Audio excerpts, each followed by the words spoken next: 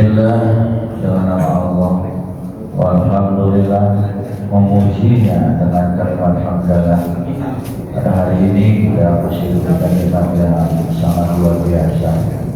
Di antara nikmat itu, saat ini kita masih diberikan panjang umur, sehat walafiat, dan yang sangat luar biasa, kita masih dapat melaksanakan ibadah salat subuh berjamaah. Bersalawat kepada Rasul dengan ucapan Allahumma sholli ala sayyidina Muhammad wa ala ali sayyidina Muhammad. Ketua DKM Masjid Nurul Huda rahimahumullah. Alhamdulillah, pada hari ini di bulan Syawal tidak bertemu dalam keadaan sehat walafiat. Walaupun memang waktu subuh agak bergeser dari mulai jam 4 seberapa, setengah 5, dan sekarang masuk jam 5 kurang seberapa ya. Namun sebagai bagian orang yang sudah terlatih bangun pagi, kapanpun keadaan waktu subuh, kita akan tetap konsisten di dalam meraih ridha Allah Subhanahu wa Ta'ala. Mengawali taklim kita seperti biasa, mari sama-sama bacakan suratul Fatihah khusus untuk ketua DKM dan jemaah Masjid Nurul Huda, senantiasa mudah-mudahan selalu istiqomah memakmurkan masjid yang amat sangat luar biasa indahnya, amat sangat luar biasa, sudah sempurnanya, tinggal kita mengisi dengan kesemangatan menjelang kemerdekaan tahun ke-81. Mudah-mudahan kita akan tetap merdeka untuk terus istiqomah memakmurkan masjid yang kita cintai. Nurul Al-Fatihah. A'udzu billahi minasyaitonir rajim. Bismillahirrahmanirrahim. Alhamdulillahirabbil alamin. Arrahmanir rahim. Maliki yaumiddin. Iyyaka na'budu wa iyyaka nasta'in. Ihdinas siratal mustaqim. Shiratal ladzina an'amta 'alaihim ghairil maghdubi 'alaihim waladdallin. Amin ya rabbal alamin. Bapak Ibu yang dirahmati Allah Subhanahu wa Ta'ala, melanjuti kajian sejarah atau tarikh Nubawiyah, sejarah tentang kehidupan Rasulullah. Masih ingat 2 bulan yang lalu bagaimana Abu Lahab dengan teman-temannya sudah mempunyai rencana untuk bagaimana menyingkirkan Rasulullah SAW dengan para pengikutnya. Setelah mereka mengadakan satu pertemuan di Darun Nadwa, hingga kemudian sampailah kepada 2 bulan yang lalu saya menjelaskan bagaimana orang supaya membenci Rasul dengan situasi pelaksanaan ibadah haji. Kemudian Abu Lahab membuat skenario, Pak, yang pintu masuk dari rukun Yamani, dari masuk rukun Al-Iraqi dan sebagainya, itu dipasang orang-orang yang pintar untuk membuat fitnah. Tujuannya apa? Agar orang yang datang dari luar Mekah itu langsung benci kepada Rasul. Setelah mereka dapat informasi Nabi Muhammad itu penyihir, Nabi Muhammad itu suka gampang fitnah, Nabi Muhammad itu ada orang yang memecah belah. Itu di posisi apa, Pak? Di posisi pada saat pelaksanaan ibadah haji. Jadi ibadah haji zaman Rasul sudah ada, Pak? Ada. Karena millata Ibrahim Hanifah, mengikuti ritual-ritual dari Allah Ibrahim. Rasul tidak menambahkan dan Rasul tidak mengurangi. Ada yang namanya tawaf, itu ritualnya Nabi Allah Ibrahim. Kemudian sholat di maqam Ibrahim juga sama ritual Nabi Allah Ibrahim. Sa'i, innas sofa, dari sofa ke Marwah taharun, itu sebenarnya milah agama yang dititipkan oleh Nabi Allah Ibrahim sampai kepada Nabi Muhammad, sampai akhirnya kepada kita. Jadi sekarang pelaksanaan ibadah haji itu semuanya dari ritual yang langsung Allah ajarkan kepada Nabi Allah Ibrahim sampai kepada kita. Alhamdulillah ada kawan-kawan yang sudah berangkat haji, ada yang sudah berangkat umrah. Tapi intinya Pak, intinya dari ritual ibadah haji adalah bagaimana Allah mengingatkan liyashhadu manafi'a lahum. Saksikan apa yang di sana, bawa di sini. Karena jujur Pak, di sana itu nggak ada kerjaan, Pak Ibarmo. Ke masjid, ke hotel, dari hotel ke masjid, terus begitu aja. Kayaknya cobaannya Mas Haji Muslihan kurang. Yang ada di ibadah. Begitu sampai di Indonesia mulai itu pekerjaan rutinitas sudah nunggu, aktivitas sudah ada, mulai itu. Bagaimana yang disebut mabrur bisa nggak dipertahankan? Kalau di sana orang ngomong begini Pak, ibadah haji di sana enak ya enak.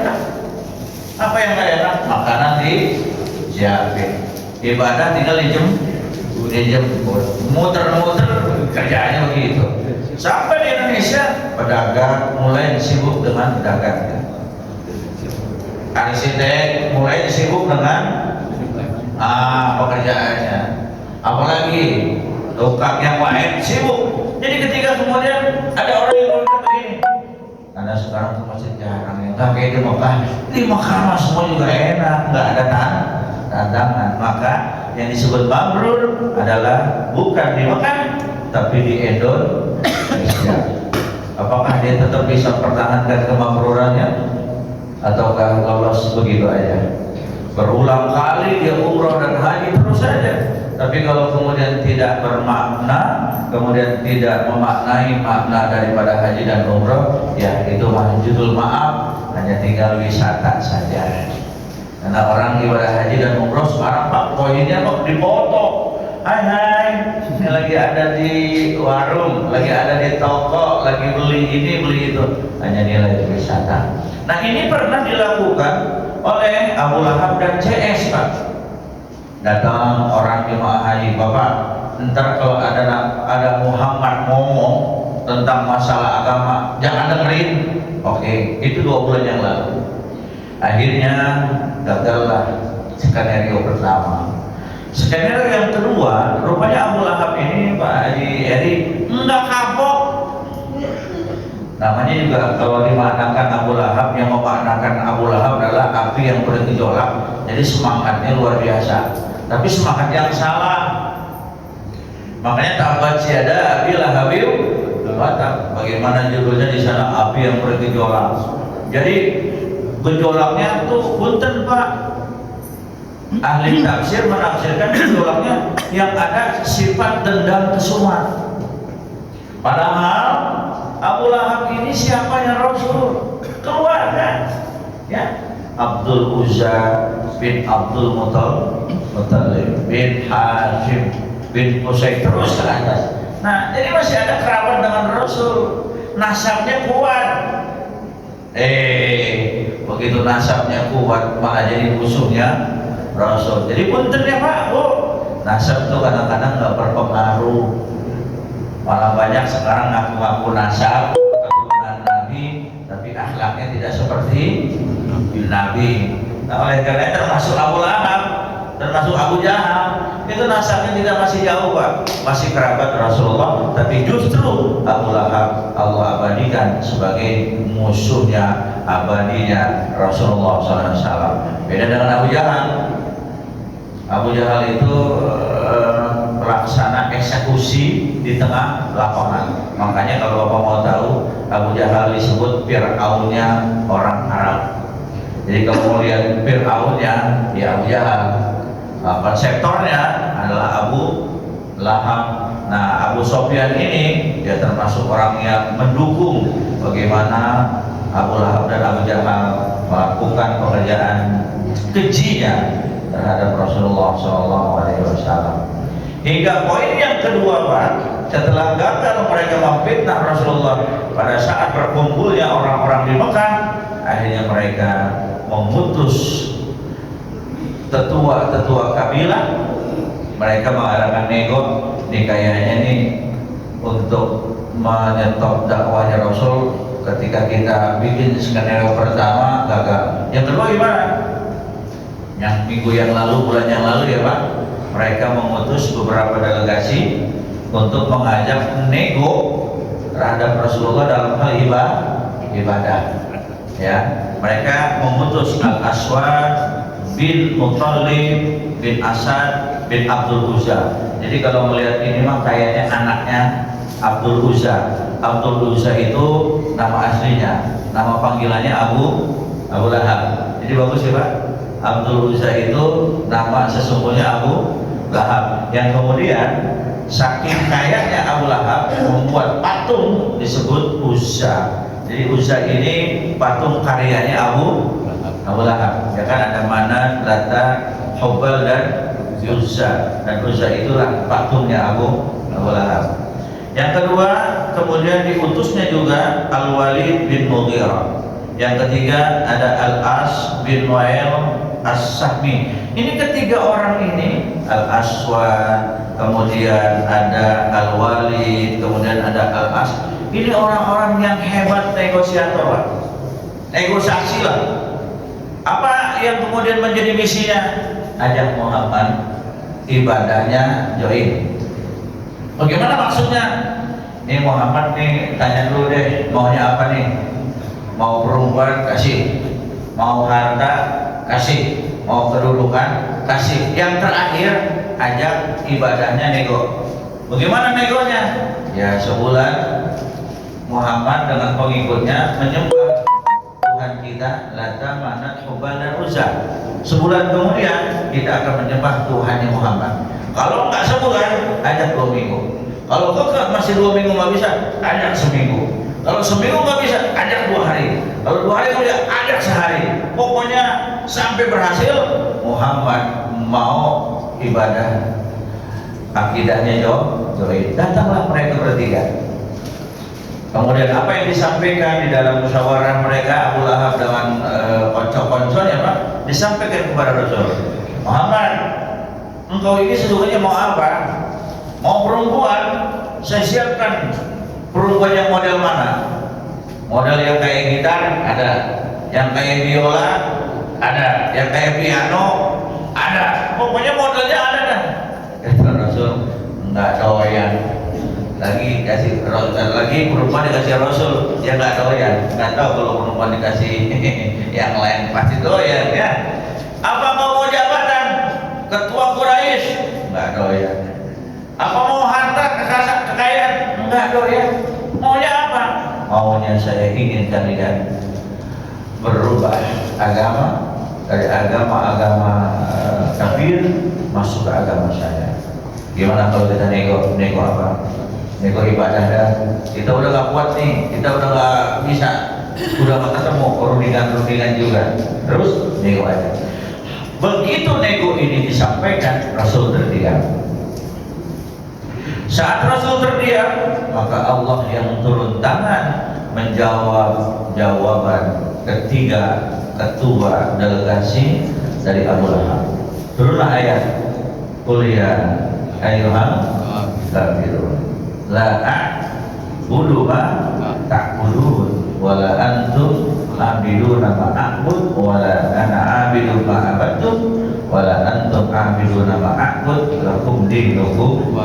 Nah, ke-6 ayat inilah yang kemudian mengkantar semua negosiasi tentang masalah ibadah.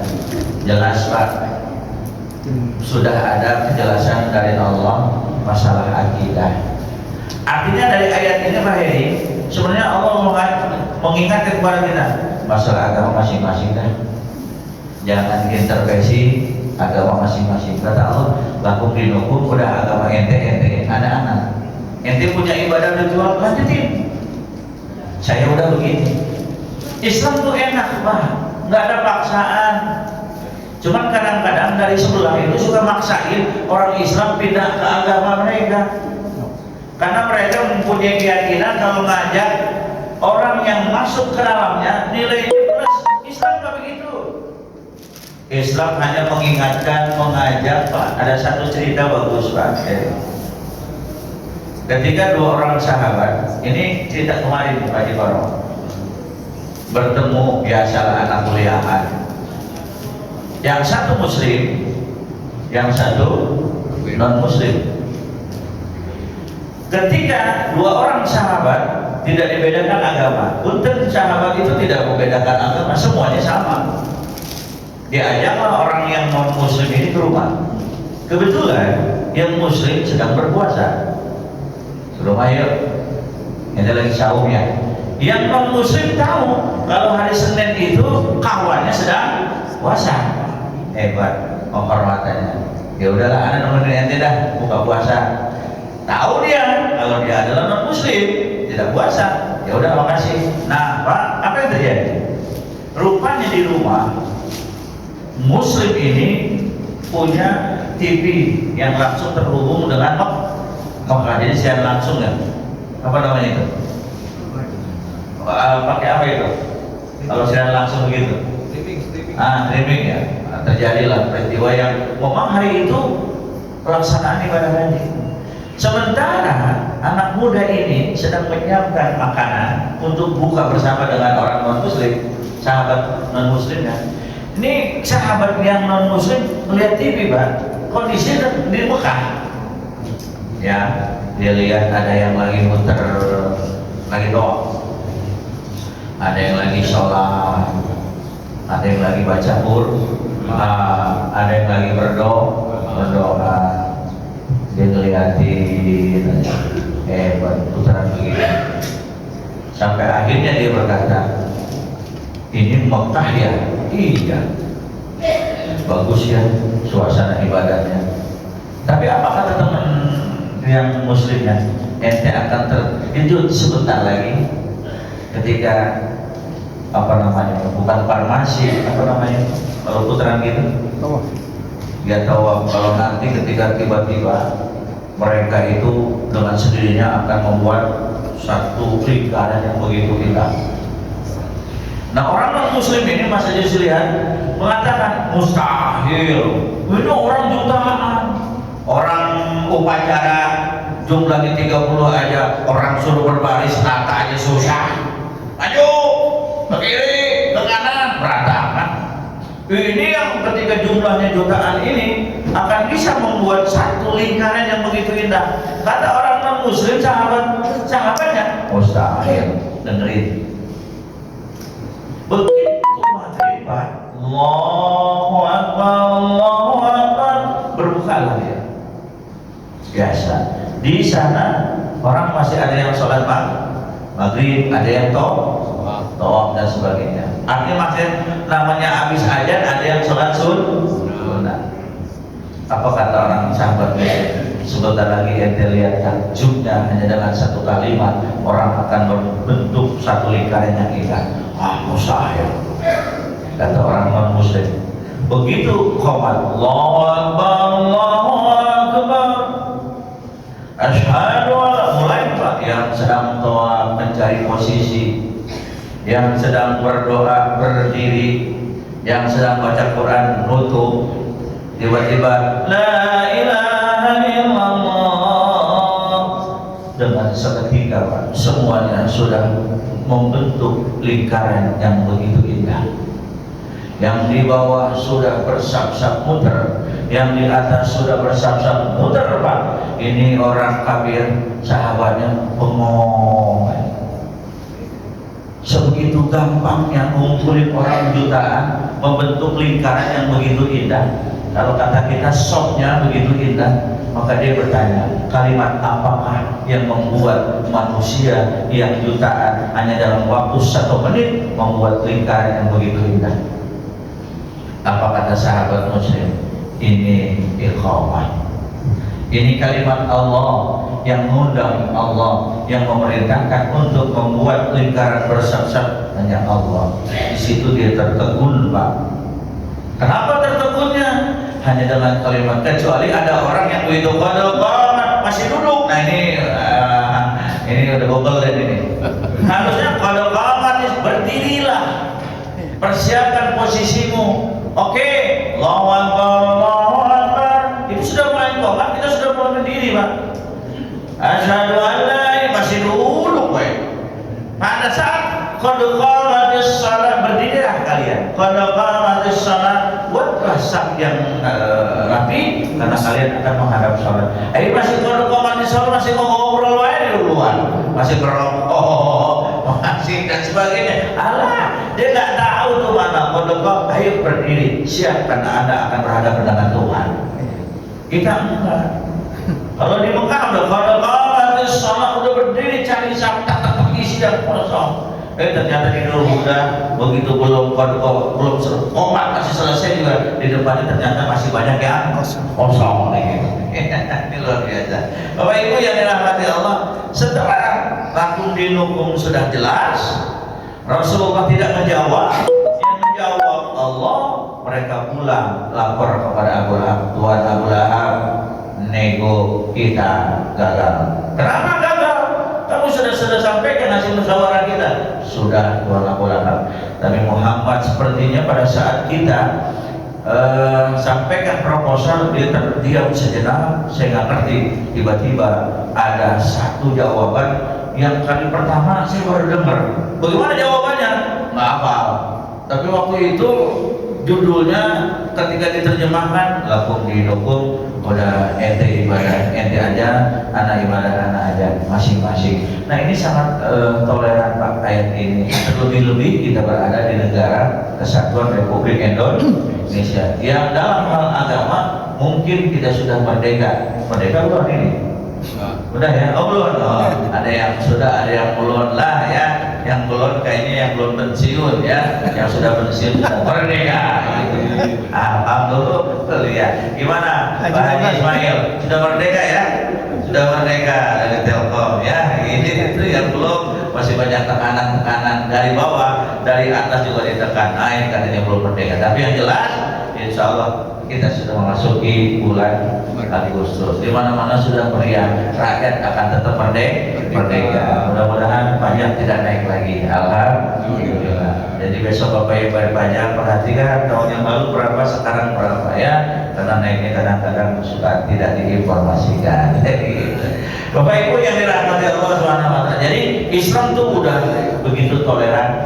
Nah, artinya apa di sini Pak Ibarno, Bapak Ibu rahimahumullah, dalam hal agama saja Islam sudah memberikan toleransi, apalagi dalam hal paham. Kalau dalam hal paham bukanlah dinukum Pak, walana amaluna walakum amalukum, udah amalmu, kecuali pemahaman yang ekstrim Pak. Di Indonesia mah alhamdulillah berbeda paham tapi nggak sempat kita saling membunuh. Tapi kalau Bapak sudah masuk ke daerah Syria, daerah sana Pak, ada yang namanya paham Al-Qaeda, bukan Al-Qaeda, apa itu ISIS ya? Oh itu nggak boleh, berbeda aja, bunuh, yang dibunuh itu orang Islam. Kalau kita ya saling memahami lah, karena kita dilahirkan untuk rahmatan lil alamin. Sekarang kita lanjutkan Bapak Ibu yang dirahmati Allah Subhanahu wa taala. Isa setelah mereka gagal dengan poin pertama, poin kedua Abu Lahab mengumpulkan 25 ketua-ketua yang sangat berpengaruh lagi. Enggak bosan, namanya juga api yang bergejolak, semangat, tapi semangatnya semangat yang salah. Semangat ya, iya semangat, kumpulin lagi. Tuhan, kita dikumpulin, kita cari strategi lagi lah. Kemarin kita fitnah di Mekah gagal, negosiasi dalam hal ibadah gagal. Sekarang apa? Maju aja udah. Maju gimana? Langsung aja kita fighter, bertempur. Kenapa? Karena pengikut Nabi Muhammad punten Pak, orang kasta ketiga, orang-orang kita, orang yang tadinya menjadi budak dibebaskan masuk Islam. Setelah masuk Islam, kesetaraan tentang masalah derajat ada di Islam. Makanya berapa banyak orang-orang yang dikategorikan sebagai budak, ketika mereka mendapat kesempatan merdeka langsung mencari Rasul. Ya Rasulullah, Islamkan saya. Makanya banyak mengikut Rasulullah orang-orang maaf, negro, orang-orang muda. Tapi ingat, budak pada saat di bawah kekuasaan majikannya mengikuti aturan budak. Tapi kan kalau budak ini sudah merdeka, mereka sudah siap dengan tenaga, tidak kalah hebatnya Pak. Contoh, Bilal kalau tidak salah Umayyah bin Abi Umayyah bin Khalaf, ya, punya seorang budak, kalau tidak salah Bilal bin Rabah, kalau tidak salah ya. Nah, saat Bilal bin Rabah disiksa oleh mereka, para ketua pembesar Quraisy, siapa yang membebaskan Bilal bin Rabah? Yang membebaskan Bilal bin Rabah adalah Sayyidina Abu Bakar As-Siddiq. Mungkin Bapak pernah dengar ceritanya ketika Bilal disakiti, Bilal dizolimi, tangan kanan ditarik, tangan kiri ditarik, kaki kanan ditarik, kaki kiri ditarik, kemudian ditaruh di tengah-tengah padang pasir. Ditaruh di tengah-tengah padang pasir, didiamkan Pak dengan suhu yang amat sangat luar biasa. Sekarang suhu di Eropa, di Perancis saja sudah hampir 5.000 yang meninggal. Di Belanda sudah belasan ribu yang meninggal. Di Italia sudah ribuan yang meninggal gara-gara suhu panas yang luar biasa. Indonesia mah alhamdulillah, apalagi kalau Bapak misalnya di luar panas, masuk saja ke dalam Masjid Nurul, insya Allah ada. Di sana panasnya luar biasa Pak.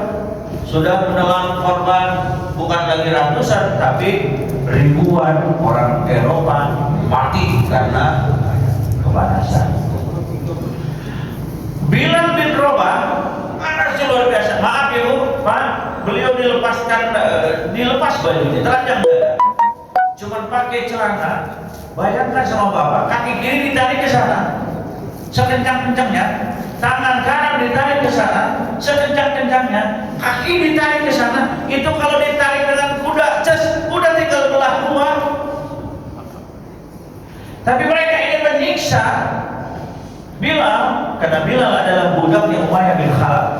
Dan Umayyah bin Khalaf di antara 9 naga. Oh, ada 9 naga di sana.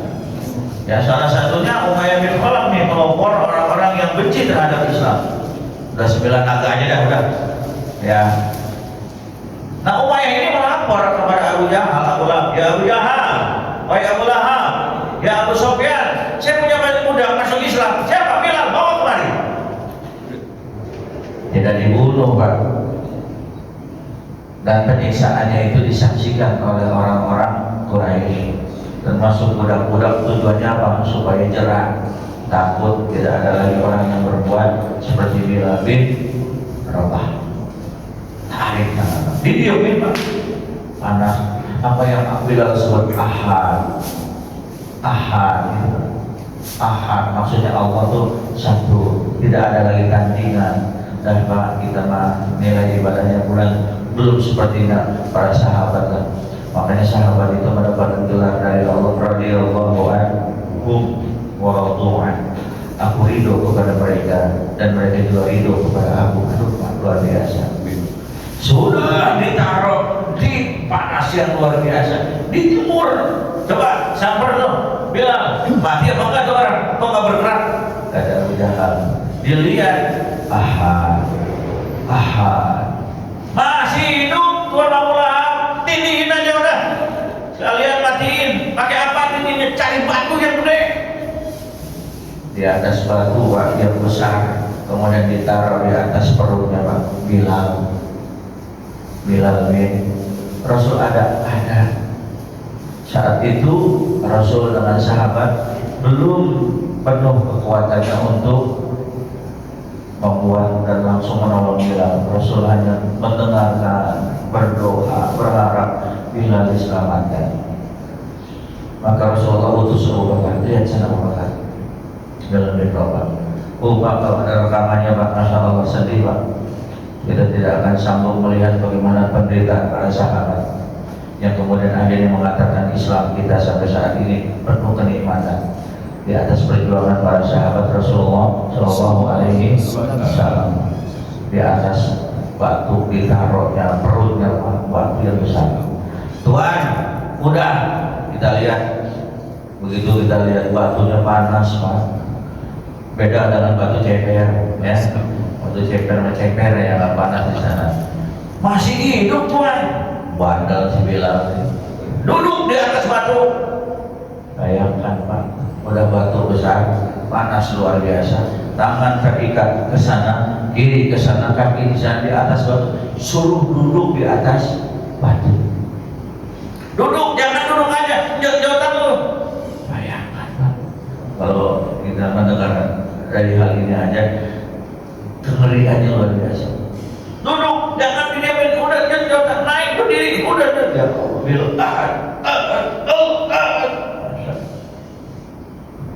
Abu Bakar melihat, ya Allah, dengan kekuatan ekonomi Abu Bakar kemudian bertindak.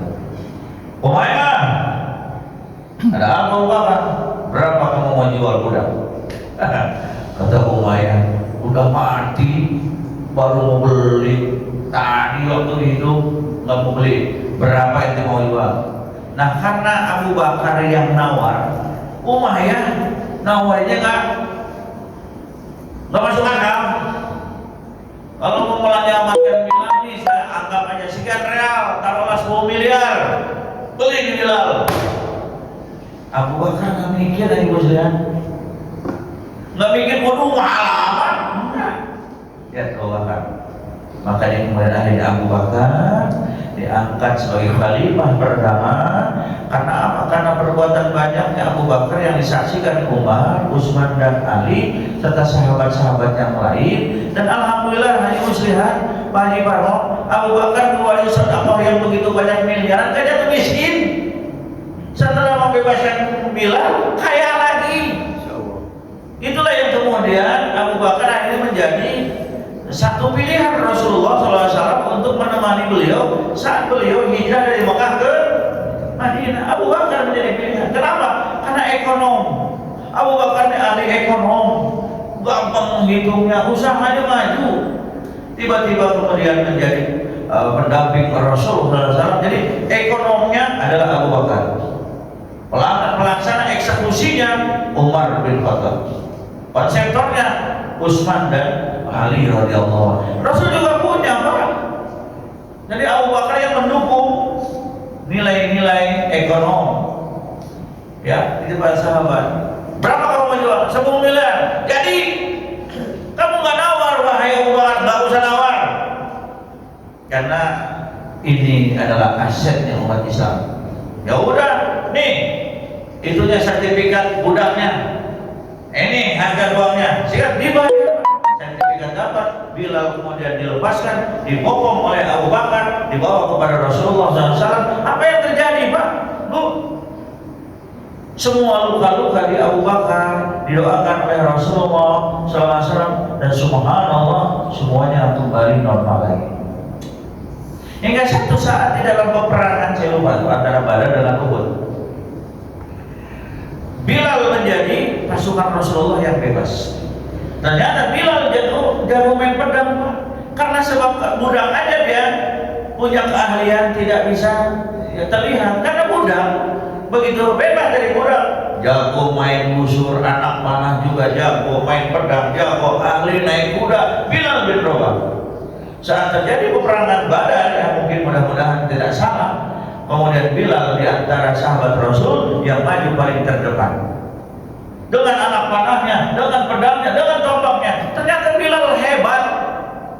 Kehebatannya tertutup gara-gara budak.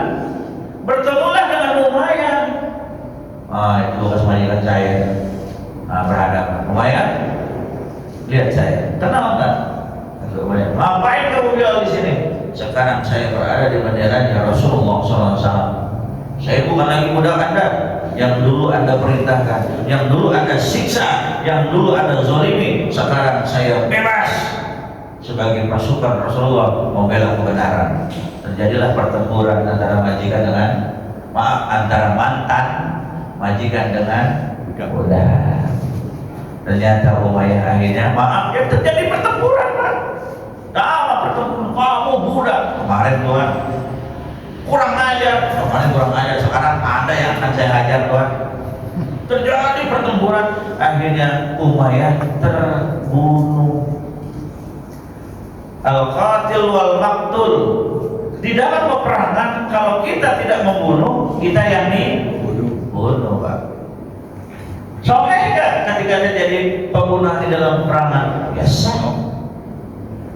Karena yang satu membela kebenaran, yang satu membela kezaliman, kemungkaran. Tapi yang repot ini terjadi peperangan antara yang satu Allahu Akbar, di sana Allahu Akbar, repot yang mana yang benar? Sekarang terjadi Pak, sebab karena pemahaman yang begitu ekstrim, saling membunuh. Kalau dulu Bismillahirrahmanirrahim Allahu Akbar maju, makanya Bung Tomo tidak akan pernah bisa membangkitkan jiwa-jiwa pejuang-pejuang Indonesia kecuali hanya dengan kalimat Allahu Akbar, Allahu Akbar. Dan pakikan Allahu Akbar itu semangat Pak. Kan repot kalau pakikan kemerdekaan Allahu Akbar, Allahu Akbar, ya pandarnya ada begini. Kita nembak dor, enggak begitu. Makanya Bung Tomo tuh kalimatnya adalah tidak akan pernah ada orang yang membuat jiwanya berani dan semangat kecuali hanya pakikan kalimat Allahu Akbar, Allah. Sekarang Allahu Akbar beda. Allahu Akbar maju, yang digempur orang Islam, yang ngegempur takbir, yang sudah takbir, yang benar yang mana? Udahlah, kembali aja kepada Allah. Pasti Allah memutuskan di antara dua, ada yang benar, pasti ada yang salah. Dan bunuhlah Umayyah bin Khalaf di tangan Bilal bin Rabah. Jadi ketika mereka menganggap enteng, udah pengikut Muhammad kan orang-orang negro, budak kelas 2 kemarin Bang. Sekarang mereka budak yang bebas, mereka kemudian ternyata ahli berkuda Pak. Ternyata pas di Bambang itu berkuda itu harus punya keahlian. Hati-hati, saya pernah ngajak anak ke Breskok sama Braskok Pak. Itu kan ada tuh tempat latihan kuda, kuda di dipegang tuh pelananya sama jokinya. Begitu lihat kuda, kita bukannya maju, kita mundur, gue takut ketembak, takut ketendang. Ngelihat kuda aja kita mundur Pak. Bagaimana kita naik kuda? Makanya Abdul Somad pernah diajak berkuda sama Agi, nggak berani dia. Udah kata Abdul Somad, saya naik berkuda langsung aja dipoto. Padahal cuma pakai foto posting atau jalan Pak enggak. Iya. Kalau Agi memang ada fasilitasnya Pak, main berkuda dan sebagainya. Intinya Pak, jangan kemudian kita ambil berkudanya, tapi ambil daripada keahlian untuk berkuda. Sekarang naik motornya harus bisa bawa mobil, itu keahliannya. Repot kan kalau kemudian di Nurul Huda harusnya banyak motor, ternyata yang ditambahkan kuda semua. Tapi ngomong sih Pak, kalau kuda aman nggak sih dari maling motor? Belum tentu ya, jangan-jangan nanti akhirnya bukan maling motor, disebut maling kuda. Itu Bapak Ibu yang dirahmati Allah. Nah, dengan kedua cara dengan seperti ini, Abu Lahab apa jerak? Tidak. Di dalam riwayat susulannya, Abu Lahab kemudian mengumpulkan 25 di antara petinggi-petinggi orang-orang Quraisy. Nah, salah satunya bagaimana keputusannya? Udah kita fitnah nggak mempan, ajak nego nggak bisa, perang aja. Nah, itulah Pak. Kemudian ada yang mengatakan masih ada Abu Thalib, ajar aja. Maka pada saat itulah Pak Hedi terjadi ketika Rasulullah sudah mengetahui akan terjadi intimidasi terhadap sahabat-sahabat Rasul, maka Rasulullah memerintahkan nanti ke depannya Ja'far bin Abu Thalib, kakaknya daripada Ali bin Abu Thalib, untuk hijrah kali pertama ke Habasyi. Belum ke Madinah, tapi masih ke Habasyi. Nah, Bapak Ibu, itu nanti bab berikutnya. Setelah kemudian Abu Lahab sudah tidak lagi bisa ngajak nego Rasul, punten Pak. Ada kisah yang sangat luar biasa di sini diterangkan. Sebelum Rasulullah Shallallahu Alaihi Wasallam diangkat menjadi Nabi dan Rasul, beliau punya anak dua yang bernama Ummu Kulsum dengan Ruqayyah. Itu dinikahkan oleh anaknya Abu Lahab yang bernama Utbah dan Utaibah. Jadi masih kerabat. Jadi kerabat itu boleh Pak sunnah. Mas Haji Muslihan punya adik perempuan, Mas Haji Muslihan punya anak laki. Nah, adik perempuan Mas Haji Muslihan punya anak perempuan, boleh nggak dinikahin? Hah? Boleh nggak Mas? Mas Haji Muslihat punya anak laki, Mas Haji Muslihat punya adik ini perempuan. Nah dari adik perempuan itu punya anak perempuan, dikawinkan anak Haji Muslihat dengan adiknya Haji Muslihat. Ponakan mau ponakan, boleh enggak? Ya boleh ini. Jadi boleh. Jadi Abu Lahab itu mamang Rasul. Rasul punya anak namanya Ruqayyah. Yang kemudian punya anak lain namanya Ummu Kulsum. Nah, si mamang punya anak namanya Utbah dan Utaibah. Kedua-duanya dinikahkan sebelum Rasulullah SAW diangkat menjadi Nabi dan Rasul. Masih akur. Makanya jangan kaget. Di Batam, kalau di kampung-kampung tuh banyak yang nikah antar seperti tadi tuh, keponakan dengan yang nggak boleh keponakan dengan bibi, yang nggak boleh keponakan dengan Kalau keponakan itu di kampung juga begitu. Kenapa? Menyelamatkan warisan kayak ini nanti gitu. Jadi warisannya nggak jatuh kemana-mana ya. Cuma repot kalau terjadi konflik antara ponakan dengan ponakan, repot. Ponakan yang satu manggil mertuanya uang. Ponakan yang satu manggil mertuanya di bibi apa mama. Ini nggak bisa nih kalau terjadi konflik, nanti ujung-ujungnya ikut-ikutan keluarga besar juga kena itu. Itu ada yang mengatakan lo mau kawin sama saudara, nggak bikin nasab lagi yang lain. Tapi itulah di kampung banyak begitu. Nah inilah Utbah dan Utaibah ini anaknya Abu Lahab. Saat kemudian mereka belum terjadi konfrontasi antara Rasulullah SAW, mereka menikahkan. Setelah mereka kemudian terjadi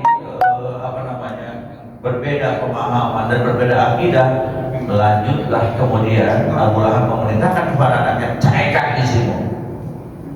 Karena Ummu Kulsum dengan Ruqayyah adalah anak musuhku, padahal musuhnya dia mamang lah atau uwat lah. Jadi seperti itu Pak, punten ya.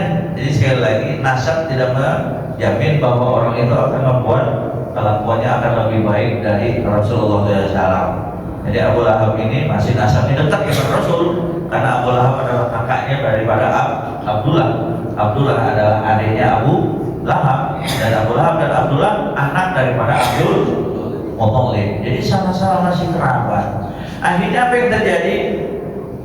Ummu Kulsum dengan Ruqayyah lapor kepada Rasulullah, ayah, aku dicerai oleh kedua ya anak daripada Ruqayyah, dan Ummu Kulsum dicerai anak daripada Abu Lahab. Rasulullah, sabar ya Neng, apa-apa.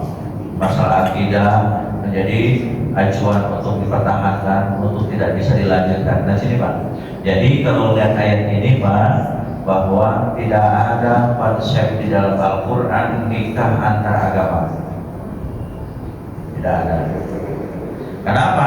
Karena Utbah dan Utaibah, anak daripada Abu Lahab yang beragama kafir, kemudian menceraikan anak Rasulullah, Ummu Kulsum dengan Ruqayyah, dan Rasulullah tidak melarangnya. Ya udah tak apa-apa. Karena sekarang ayat sudah berada di dalam Islam, kemudian Abu Lahab masih berada di dalam kafir.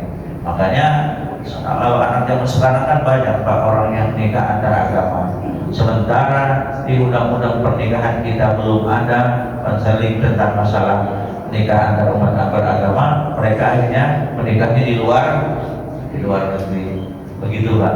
Tapi sekarang ya anak-anak kita Pak, dosa, makanya tolong Bapak dan Ibu ya untuk terus membentengi anak-anak kita agar nanti mereka berumah tangga, kembali kepada rumah tangga yang disebutkan bingung Pak. Jadi anak kemudian menikah antar umat beragama, ketika kita akan mendoakan anak kita, mudah-mudahan kamu akan insya Allah sakinah mawadah warahmah ya, sementara pendampingnya agamanya bukan muslim. Kan begitu. Nah dari inilah Bapak Ibu yang dirahmati Allah, maka kemudian Rasulullah, Ruqayyah dan Ummu Kulsum kemudian diceraikan oleh anak-anaknya daripada Abu Lahab, Utbah dan Utaibah.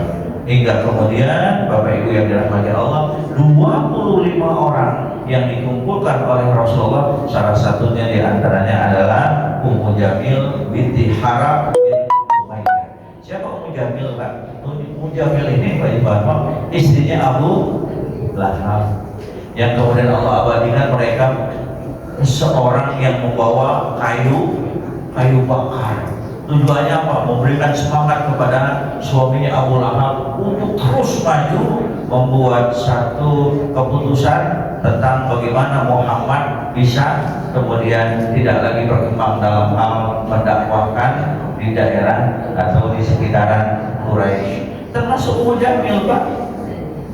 Ummu Jamil ini istrinya Abu Lahab yang juga benci kepada Rasulullah SAW.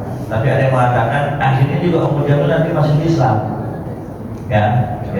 Tapi ada yang mengatakan riwayat yang lain sampai matinya sama seperti Abu Lahab. Bapak Ibu yang dirahmati Allah, salah satu di antara kebencian Ummu Jamil kepada Rasulullah, pernah satu malam Rasulullah dipasangkan di tengah jalannya itu duri, Pak.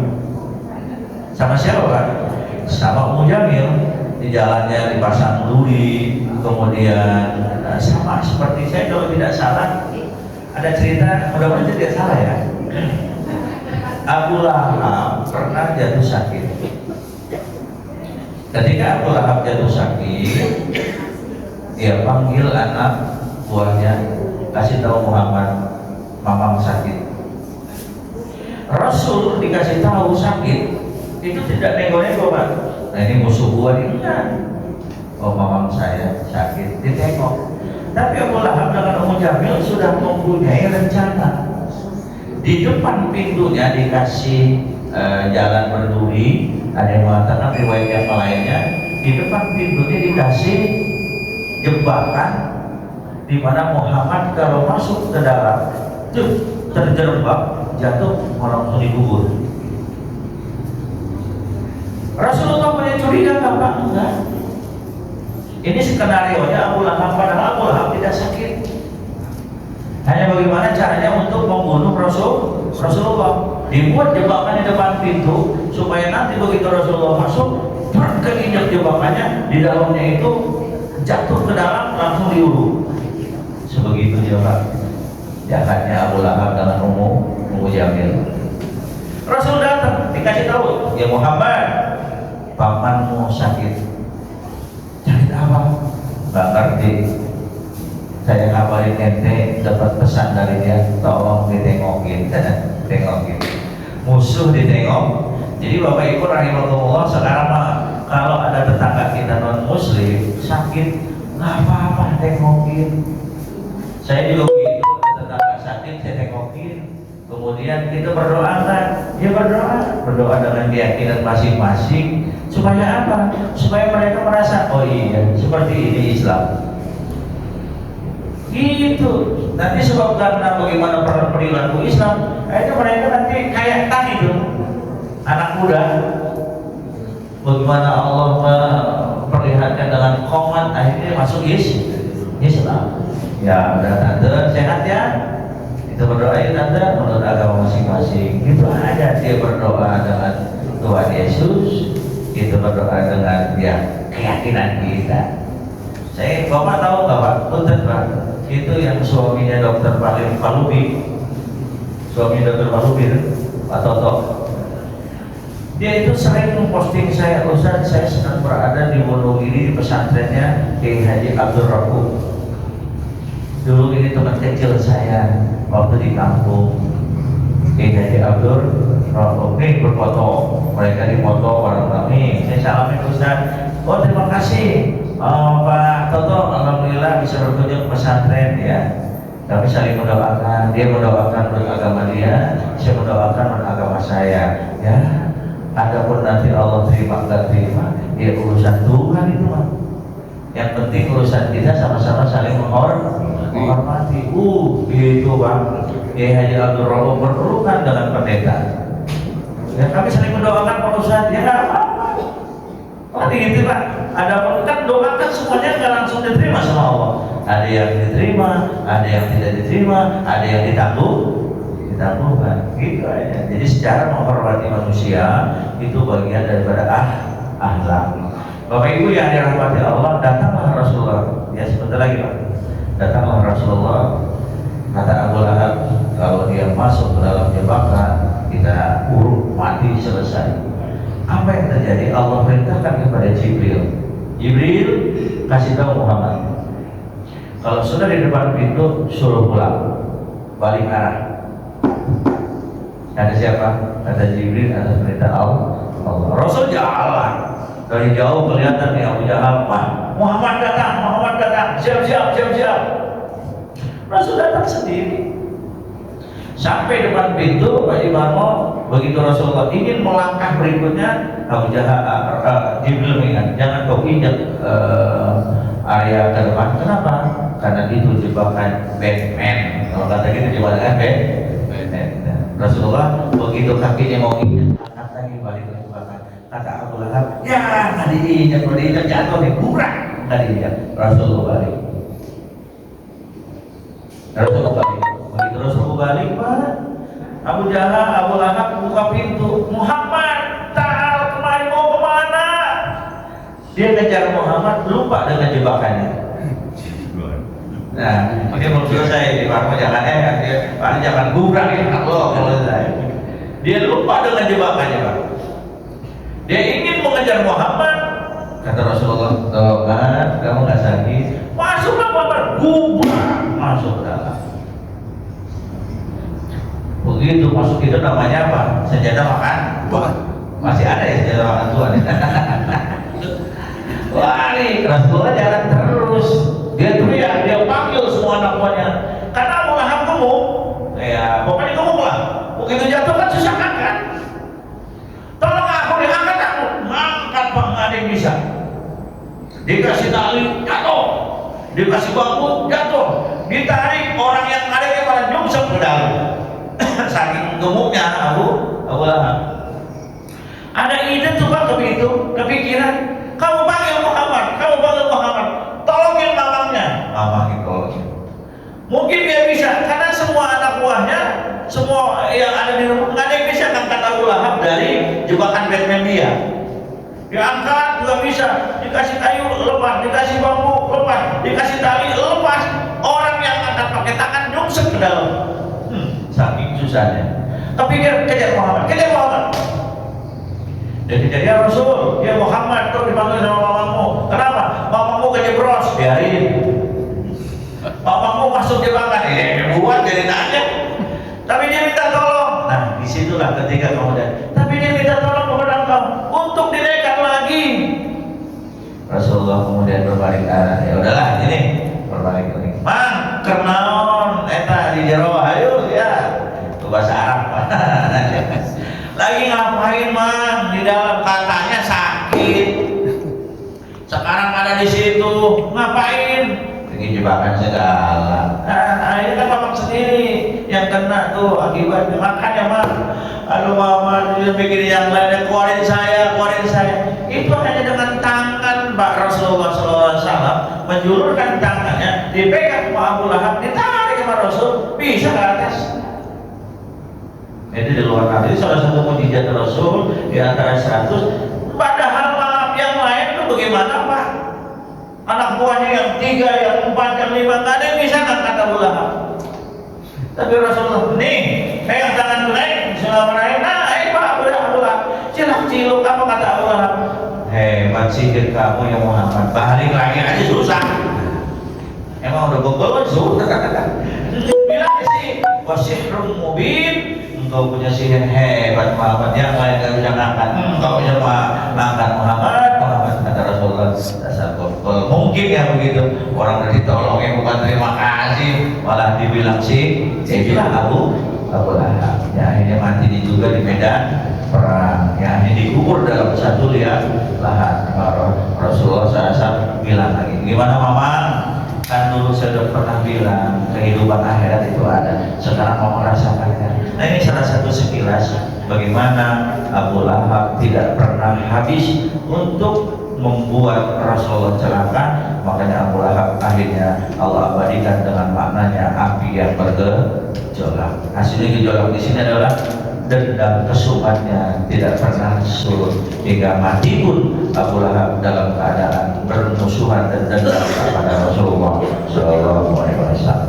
Saya kira ini Pak yang bisa saya sampaikan. Mungkin ada yang mau bertanya tentang masalah tarikh atau cukup sudah. Kalau tarikh tinggal dengar aja ya. Kalau udah topik fikih baru ya banyak masalah yang ditanya. Saya kira ini sudah waktu suruk ya. Sudah baik, terima kasih. Terima kasih juga ini kameramen kita yang langsung official jagoan kulon. Jagoan kulon ya. Sampai sekarang masih jagoan. Alhamdulillah. Mari kita tutup dari batu aja. Subhanakallahumma wa bihamdika asyhadu an la ilaha illa anta astaghfiruka wa atubu ilaik. Assalamualaikum warahmatullahi wabarakatuh.